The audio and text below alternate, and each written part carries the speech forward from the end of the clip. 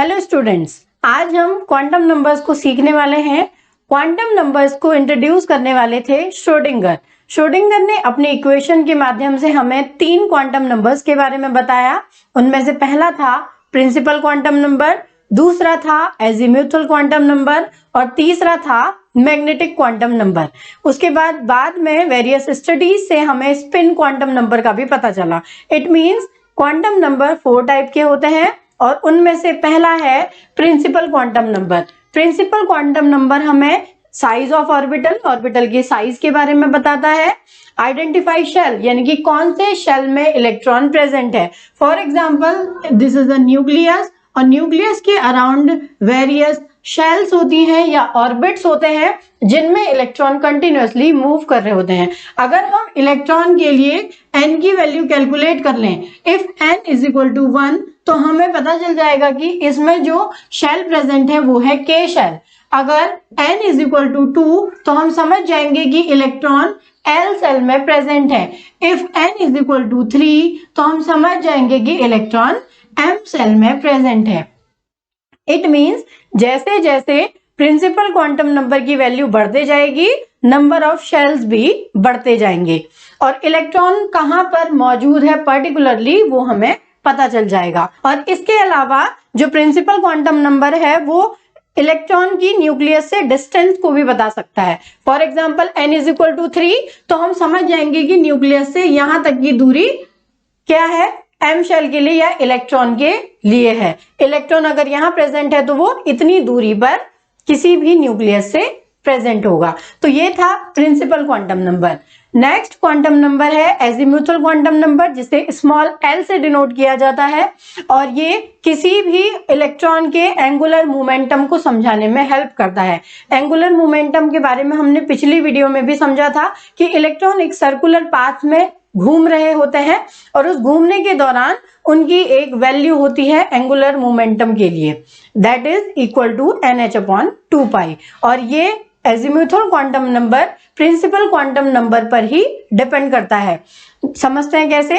It shows the 3D shape of orbital. It means electron जिस जगह पर रह रहा है उसके स्ट्रक्चर के बारे में, उसके 3D स्पेस के बारे में समझाता है। अगर L की वैल्यू 0 होगी तो हम समझ जाएंगे कि उसमें जो सबशेल प्रेजेंट है। अब शेल के अंडर सबशेल होता है। जैसे पहला शेल K शेल है और K शेल में जो सबशेल प्रेजेंट होता है वो होता है 1s और दूसरे शेल में n इज इक्वल टू 2 और इसमें जो सबशेल प्रेजेंट होते हैं वो होते हैं s और p, 2s एंड 2p। ऐसे ही बढ़ते जाएंगे तो हम सबशेल्स भी चेंज होते जाएंगे। अब सबशेल को हम कैसे समझते हैं, जैसे हम मान लेते हैं कि एक एटम पूरा एक बिल्डिंग है और उस बिल्डिंग में बहुत सारे रूम्स प्रेजेंट हैं। अब फॉर एग्जांपल पहला रूम है उसके शेल्स, दैट इज KLMN। पहला रूम है KLMN में से कोई भी K को हम एक रूम मान लेते हैं। अब उस रूम के अंदर अगर हम चीजें अरेंज करना चाहते हैं तो उसमें एल्मीराज होंगी, तो जो सब शेल्स हैं उन्हें हम एल्मीरा मान लेते हैं। अब देखिए इलेक्ट्रॉन अगर पहले शेल में प्रेजेंट है तो पहले शेल में एक पर्टिकुलर प्लेस होगा जिस जगह पर इलेक्ट्रॉन कंटिन्यूअसली मूव कर रहा होगा। उस स्पेस को हम वो 3D स्पेस कहेंगे जहां पर हमारे probability of finding electron maximum होगी और जहां पर probability of finding electron maximum है उसे हम कहेंगे एक सबशेल या ऑर्बिटल। अब देखिए अगर L की वैल्यू 0 है तो L की वैल्यू 0 होने पर जो सबशेल प्रेजेंट होगा वो होगा S सबशेल और L की वैल्यू अगर 1 आती है तो जो सबशेल होगा वो P और अगर L की वैल्यू 2 है तो सबशेल होगा D, L की वैल्यू 3 होने पर सबशेल होगा F। इस तरीके से ये आगे बढ़ता जाएगा। और इसके अलावा अगर n की वैल्यू गिवन है तो उसके लिए L की वैल्यू होती है 0 to n-1। फॉर एग्जाम्पल अगर n की वैल्यू है हमारे पास 2 तो उसके लिए L की वैल्यू होगी 0, 1 एंड 2। 3 वैल्यूज वहां पर प्रेजेंट होंगी किसी L के लिए। नेक्स्ट क्वांटम नंबर है मैग्नेटिक क्वांटम नंबर। इसे हम स्मॉल m से डिनोट करते हैं। ये किसी इलेक्ट्रॉन के मैग्नेटिक फील्ड में किस तरह का वो बिहेवियर शो कर रहा है उसको समझाता है। इसके अलावा ये किसी ऑर्बिटल के स्पेशल ओरिएंटेशन को बताता है और एक चीज जो समझने वाली है, अगर L की वैल्यू हमने निकाल दी है, for example n is equal to 2 था तो L की वैल्यू 3 थी, 0, 1 एंड 2, तो उसके लिए जो m की वैल्यू होगी वो होगी -L2 plus L। Suppose L की वैल्यू 0 है तो m की वैल्यू 0 ही होगी, लेकिन अगर L की वैल्यू 1 है तो m की वैल्यू होगी -1, 0 एंड +1। अगर L की वैल्यू 2 है तो m की वैल्यू होगी -2, -1, 0, +1 एंड +2। तो इस तरह से हम किसी भी L के लिए m की वैल्यू कैलकुलेट कर सकते हैं। लास्ट जो क्वांटम नंबर है वो है स्पिन क्वांटम नंबर, जिसे श्रोडिंगर ने अपने इक्वेशन में नहीं बताया था, इसे बाद में स्टडीज से पता लगाया गया था। ये किसी भी लाइन स्पेक्ट्रा को समझाता है, जैसे कि हमने पहले भी पढ़ा था कि हाइड्रोजन के लाइन स्पेक्ट्रा के बारे में बोहर मॉडल ने बताया था, लेकिन अगर मल्टी इलेक्ट्रॉन सिस्टम है तो उसके लाइन स्पेक्ट्रा के बारे में बोहर मॉडल बताने में असफल रहा था। इसीलिए श्रोडिंगर ने कदम उठाया और श्रोडिंगर ने उस चीज को और आगे बताया और फिर वेरियस साइंटिस्ट ने उसको और कैलकुलेशन उस पर करके मल्टी इलेक्ट्रॉन सिस्टम के लिए लाइन स्पेक्ट्रा को समझाने की कोशिश की। और इसके लिए स्पिन क्वांटम नंबर को हम ऐसे डिनोट करते हैं और इसकी वैल्यू होती है +12 एंड -12। अब एक क्वेश्चन के माध्यम से इन सारे क्वांटम नंबर्स को सीखते हैं। क्वांटम नंबर्स के क्वेश्चन दो टाइप के आते हैं। जैसे फर्स्ट क्वेश्चन में हम देख रहे हैं, if n is equal to 3 then calculate all 4 quantum numbers. अगर n की वैल्यू दी हुई है तो हमें बाकी क्वांटम नंबर्स की वैल्यू निकालनी है। क्वांटम नंबर्स होते हैं एक तो प्रिंसिपल क्वांटम नंबर जिसकी वैल्यू दी हुई है, इसके अलावा जो क्वांटम नंबर्स होते हैं वो होते हैं azimuthal quantum number, magnetic quantum number and spin quantum number. अब इन सभी क्वांटम नंबर्स की वैल्यू निकालनी है अगर हमें n की वैल्यू दी है। हम जानते हैं कि if n is equal to something या 3 then l is equal to 0 to n-1। अगर हम इस फॉर्मूले में लगाएं इस 3 को तो वैल्यू हो जाएगी 0, 1 एंड 2 ओनली, क्योंकि n-1 मीन्स 3 - 1 दैट इज 2। तो l की 3 वैल्यूज आई। अगर l इज इक्वल टू 0 तो उसके लिए m is equal to 0 also. If l is equal to 1, अब ये तीनों वैल्यूज के लिए हम अलग अलग कैलकुलेशन कर रहे हैं। 0 पर m भी 0 और 1 पर m is equal to -L2 plus L। हम दो फॉर्मूले याद रखेंगे। एक फॉर्मूला ये कि n के लिए जो l की वैल्यू होती है वो होती है 0 टू n-1, और दूसरा अगर l की वैल्यू पता है तो m की वैल्यू होती है -L2 प्लस L। अगर 0 है तो m इज ऑल्सो 0, लेकिन अगर l की कुछ ना कुछ वैल्यू है तो m की वैल्यू होगी -1, 0 एंड +1। इट मीन 3 वैल्यूज निकल करके आएंगी।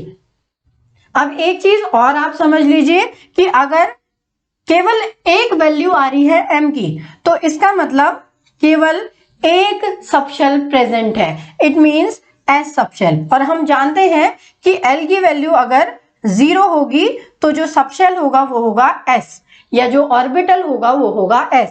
और अगर l की वैल्यू 1 होगी तो जो ऑर्बिटल प्रेजेंट होगा वो होगा p।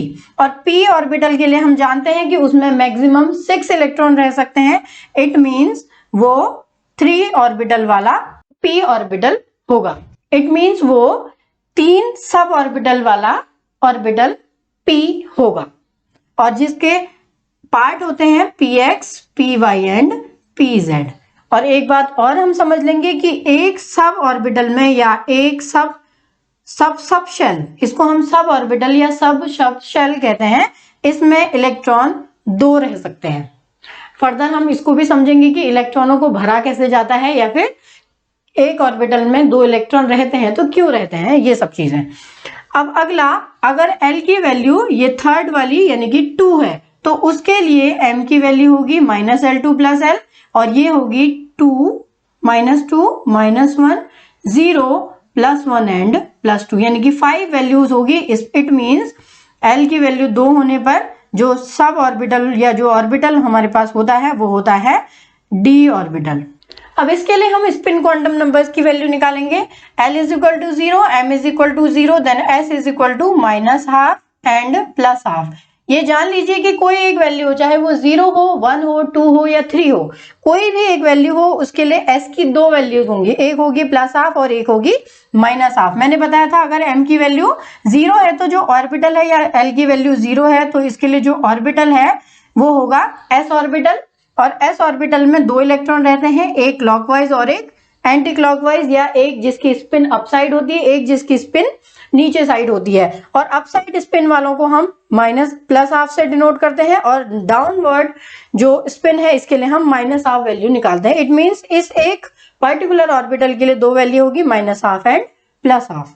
नेक्स्ट, अगर m की वैल्यू -1, 0 और +1 है तो इसके लिए वैल्यू पर वैल्यू माइनस हाफ एंड पर वैल्यू प्लस हाफ होगी। 0 के लिए भी एक प्लस हाफ और एक माइनस हाफ, +1 के लिए भी एक माइनस हाफ या एक प्लस हाफ, एक माइनस हाफ, ये वैल्यूज s की होंगी। उसके अलावा अगर थर्ड इसको देखा जाए, l is equal to 2, m is equal to -1, -2, -1, 0, +1 and +2, इसके लिए भी s की वैल्यू पर plus half, minus half, plus half, minus half, plus half, minus half, plus half, minus half and plus half, minus half, इस तरीके की होंगी। It means अगर l इज इक्वल टू 2 होता है, जो हमारा ऑर्बिटल होता है वो होता है d ऑर्बिटल, और d ऑर्बिटल में 5 सब शेल या सब ऑर्बिटल होते हैं, और इन सब ऑर्बिटल में 2 इलेक्ट्रॉन मैक्सिमम रह सकते हैं। तो इट मींस d ऑर्बिटल में जो इलेक्ट्रॉन्स का नंबर होगा वो होगा मैक्सिमम 10 इलेक्ट्रॉन रह सकते हैं। नेक्स्ट टाइप का सवाल है, calculate all 4 quantum numbers of last electron of chlorine atom. अब सबसे पहले हम क्लोरीन एटम में कितने इलेक्ट्रॉन है ये जान लेंगे। क्लोरीन एटम में 17 इलेक्ट्रॉन होते हैं, तो इसका जो 17th इलेक्ट्रॉन होगा उसके लिए सारे क्वांटम नंबर की वैल्यूज निकालनी है। तो अगर क्लोरीन में 17 इलेक्ट्रॉन है तो इसका इलेक्ट्रॉनिक कॉन्फ़िगरेशन होगा 1s2, 2s2, 2p6, 3s2 and 3p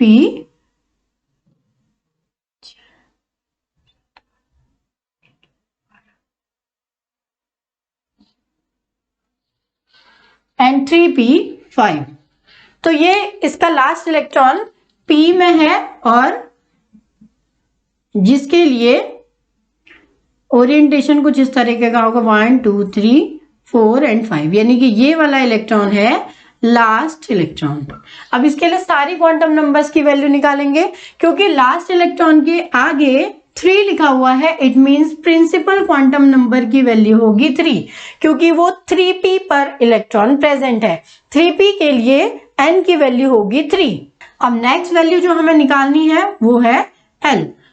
L की वैल्यू डिपेंड करती है कि वो किस ऑर्बिटल में प्रेजेंट है। हम जानते हैं कि L की वैल्यू के लिए जो सबशेल्स होते हैं वो होते हैं 0 के लिए S सबशेल, 1 के लिए P सबशेल, 2 के लिए D सबशेल और 3 के लिए F सबशेल। तो यहाँ L की वैल्यू देखेंगे हम क्या है। L की वैल्यू यहाँ पर है P के लिए 1, क्योंकि ये P सबशेल में इलेक्ट्रॉन प्रेजेंट है, लास्ट इलेक्ट्रॉन p सबशेल में प्रेजेंट है, इसीलिए l की वैल्यू हो जाएगी 1। बिना सोचे समझे हम ये वैल्यू लिख देंगे। अब l इज इक्वल टू 1, तो m की कौन कौन सी वैल्यू हो सकती है। m की 3 वैल्यू होती हैं, these are -L2 plus l। अब -L2 प्लस l में देखेंगे हम कहां कहां पर वेरी कर सकती है p के लिए वैल्यूज, ये -1, ये 0 और ये +1। लास्ट इलेक्ट्रॉन क्योंकि 0 वाली जगह में प्रेजेंट है, इसीलिए m की वैल्यू हो जाएगी 0। और नेक्स्ट लास्ट वैल्यू s की वैल्यू, क्योंकि इलेक्ट्रॉन डाउनवर्ड डायरेक्शन में है, इसीलिए s की वैल्यू होगी -1/2। तो हमें चारों क्वांटम नंबर्स की वैल्यू इस क्वेश्चन में समझ में आ गई होंगी। आई होप आपको क्वांटम नंबर की वैल्यू निकालनी आ गई होगी, और अगर कोई भी डाउट हो तो आप मुझे कमेंट सेक्शन में लिख सकते हैं, मैं उस प्रॉब्लम को दूर करने की कोशिश करूंगी। नेक्स्ट टॉपिक है शेप्स ऑफ ऑर्बिटल। देखिए कुछ चीजों में जो बच्चे कंफ्यूज रहते हैं उन चीजों में कंफ्यूज नहीं होना है। कुछ टर्म्स हैं लाइक ऑर्बिट, ऑर्बिटल, शेल्स, सब शेल्स, सब ऑर्बिटल्स, सब शेल्स। एक चीज तो आप जान लीजिए कि ऑर्बिट और शेल्स एक ही चीज है, के एल एम एन, जिसके लिए एन की वैल्यू 1 2 3 4 होती है, इसे हम ऑर्बिट या फिर शेल्स कहते हैं। नेक्स्ट, ऑर्बिटल एंड सबशेल, ये दोनों टर्म एक ही है। जो S P D and F होते हैं, ये होते हैं ऑर्बिटल या सबशेल। दोनों में से आप कोई भी चीज कहेंगे वो एक ही बात है। नेक्स्ट, सब ऑर्बिटल एंड सब सबशेल्स, जैसे कि हम जानते हैं एस के लिए केवल एक सबशेल होता है या एक सब ऑर्बिटल होता है। दूसरा, पी के लिए 3 सब ऑर्बिटल होते हैं, these are P X, P Y and P Z. और डी के लिए 5 सब सबशेल होते हैं, these are D X Y, D Y Z, D Z X, D X square Y square and D Z square. तो इसमें कहीं भी कोई कंफ्यूजन मत रखिएगा। तो चलिए समझते हैं क्या होते हैं शेप्स ऑफ ऑर्बिटल। एस का जो शेप है वो हमेशा स्फेरिकल होगा और इसमें तीनों एक्सिस होंगी प्रेजेंट, लेकिन किसी भी एक्सिस में ये डायरेक्शन इसकी नहीं होगी। इट मींस ये डायरेक्शन लेस है। पी के लिए 3 सबशेल हैं या 3 सब सबशेल्स हैं, these are P X, P Y and P Z. P का जो शेप होता है वो होता है डम्बल शेप्ड। अगर पी एक्स है तो ये एक्स डायरेक्शन में, पी वाई है तो ये वाई डायरेक्शन में। अगर हम चलिए डायरेक्शन चेंज करके इसे समझते हैं। अगर पी एक्स है तो ये एक्स एक्सिस में डम्बल शेप होगा, और अगर पी वाई है तो वाई एक्सिस में ये प्रेजेंट होगा। पी जेड है तो जेड एक्सिस में डम्बल प्रेजेंट होगा। और ये डंबल या शेप किसी भी ऑर्बिटल का ये समझाता है कि इसी जगह पर, इस एक पर्टिकुलर एरिया पर probability of finding electron maximum होगी। तो इन्हीं जगह पर इलेक्ट्रॉन घूमते हैं, तो इसीलिए ये शेप हम उसका मान लेते हैं। अदरवाइज कोई डंबल नहीं बना होता किसी शेल या सबशेल के अराउंड।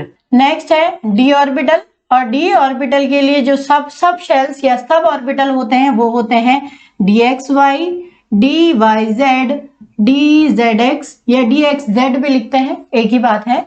एक D X square Y square and D Z square. D के लिए जो शेप होता है वो होता है डबल डंबल शेप। अगर डी एक्स वाई है तो ये एक्स और ये वाई एक्सिस है, इनके बीचों बीच 2 डंबल प्रेजेंट होंगे। डी वाई जेड है, अगर हम इसे वाई और इसे जेड एक्सिस माने तो इनके बीचों बीच जो 2 डंबल बनेंगे वो है D Y Z. D X Z या डी जेड एक्स, इसके लिए फिर 2 एक्सिस बनाए, इसे जेड इसे एक्स मान लें। इसके बीचों बीच बनने वाले 2 डंबल डी जेड एक्स होंगे। D X square Y square के लिए भी जो शेप है वो डबल डंबल डी होता है, लेकिन इस बार इसका ओरिएंटेशन उसी एक्सिस में होगा जिस एक्सिस में ये डंबल प्रेजेंट है। तो ये D X square Y square. D Z square का थोड़ा सा डिफरेंट शेप होता है, जेड एक्सिस में एक डंबल प्रेजेंट होगा और बीच में स्फेरिकल शेप, जहां पर probability of finding electron is maximum. तो ये शेप्स होंगे। आई होप आपको ये वीडियो समझ आया होगा। Thanks for watching.